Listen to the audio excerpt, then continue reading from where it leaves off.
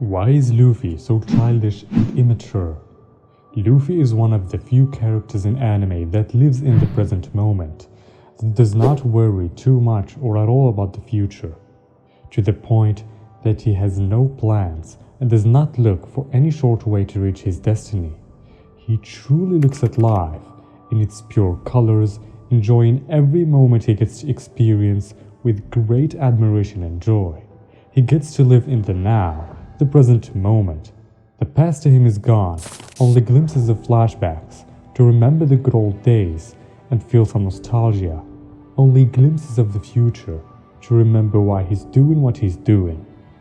I consider him the role model of happiness. Why is Luffy so energetic and authentic?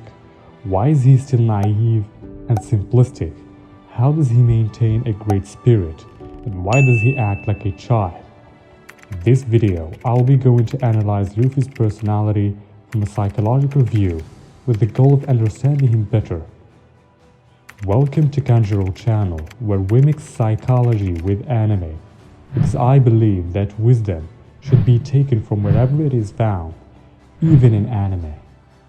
To understand why Luffy still lives the joy and authenticity that children get to display, we better look no further than Lacanian psychoanalysis. Jacques Lacan was a French psychoanalyst and psychiatrist, described as the most controversial psychoanalyst since Freud. He believes that the infant goes through several stages that shapes his subconscious experience of the world.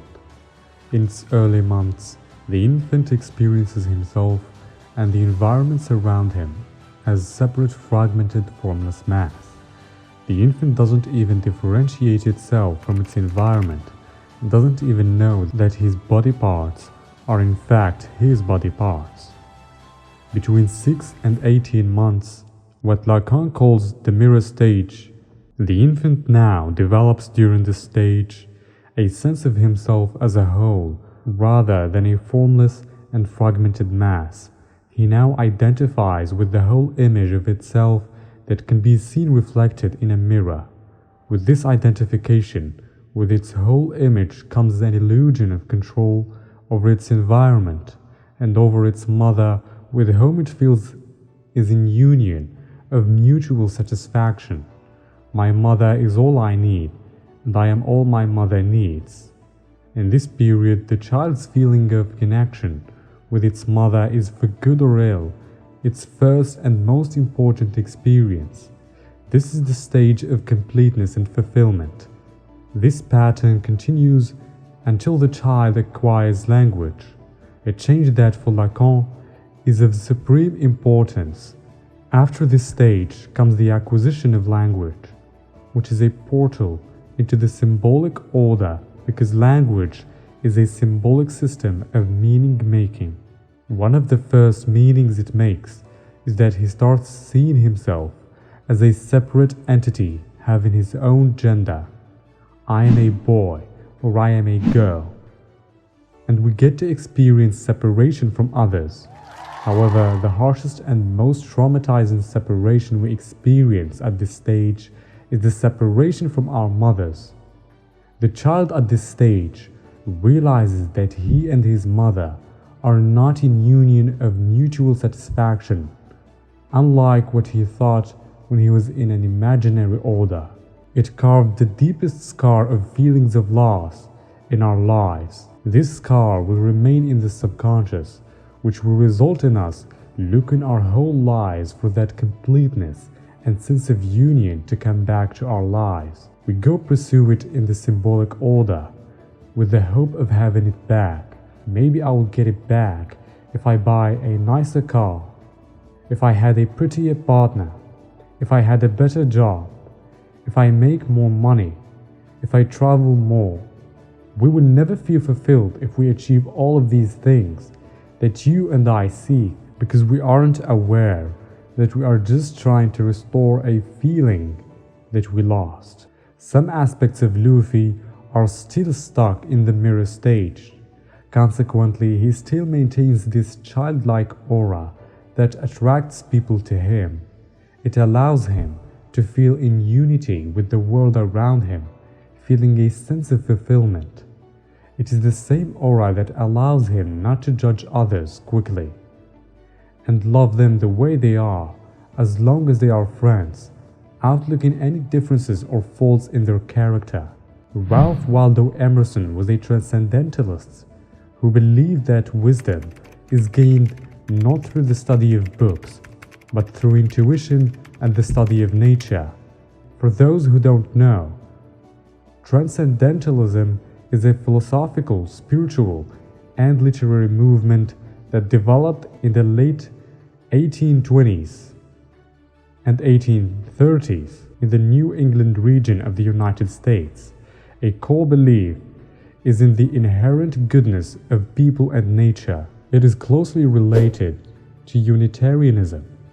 Maybe if we want to gain wisdom and at the same time restore some of that authenticity that we lost due to the acquisition of language, we have to observe nature, because Transcendentalism's belief is that we humans are in unity with creation, because we all are a creation of God.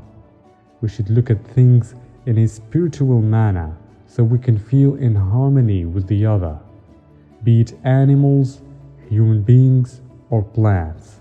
As long as it's a creation of God, we should feel in unity with it, because we are all spiritual beings who originated from the one above.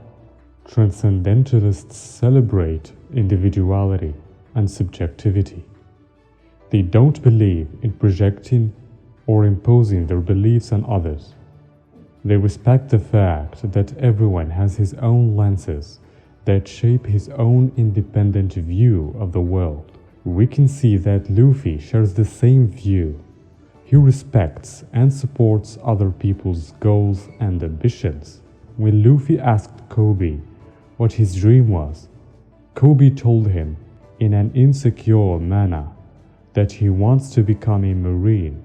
Though Luffy is wanted by the Marines, he still encouraged Kobe to chase his ambition. Kobe was surprised by Luffy's reaction because it is extremely unusual.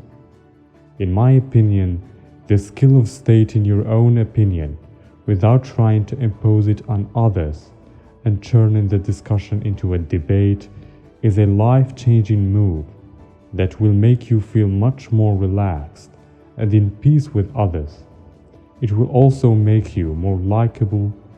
Attempting to always prove that you are right and others wrong will only make you a slave to your ego, which in turn makes you a slave to others. Another common concept between Luffy and Transcendentalists is optimism. Transcendentalists weren't keen on conforming to doctrine, being they believed possessed in his or her experience and nature the aptitude for truth and spiritual enlightenment. Even in the rough-hewn heart of a brand new nation, an individual could rise above brute appetite and the cruel machinations of industry and government, attaining the spiritual altitude required to reform society and do right by one's fellows. For its era, this was a profoundly compelling idea, and it sent a push of energy into American literature, religion, politics, and thought. It also moved people to action. Transcendentalists opposed slavery, argued for women's rights, stood up for oppressed laborers, and agitated for all kinds of reforms in religion, education, politics, and law. This might explain why, despite Luffy's stupidity and his surface level of thinking, he understands what is morally good and what is not. We have seen how many islands he saved from its oppressors, and how many slaves to its system he liberated. He has a good grasp of understanding when it comes to friendship, brotherhood, community, and cooperation. This level of connection to what is good and righteous is hard to get in touch with, and it cannot be reached through logic and intelligence alone by itself. We have seen in history how many intelligent people have committed atrocities. It is because righteousness requires much more than logic and academic knowledge. It requires getting in touch with intuition and seeing the world in a spiritual manner instead of seeing it in an exploitative one. To conclude, we explored the psychology of Monkey D. Luffy, a character in One Piece, focusing on his childlike and carefree nature. Luffy lives in the present, enjoying life's moments, without excessive worry about the past or future. The analysis delves into Lacanian psychoanalysis, proposing that Luffy's authenticity is rooted in aspects of the mirror stage, where he maintains a childlike aura and a sense of unity with the world. The connection is drawn to Transcendentalism, emphasizing individuality, subjectivity, and a spiritual perspective. Luffy's optimistic and morally sound actions are attributed to a deeper understanding of what is good and righteous, transcending mere intelligence and logic. The video suggests that observing nature and adopting a spiritual perspective can help restore lost authenticity and wisdom.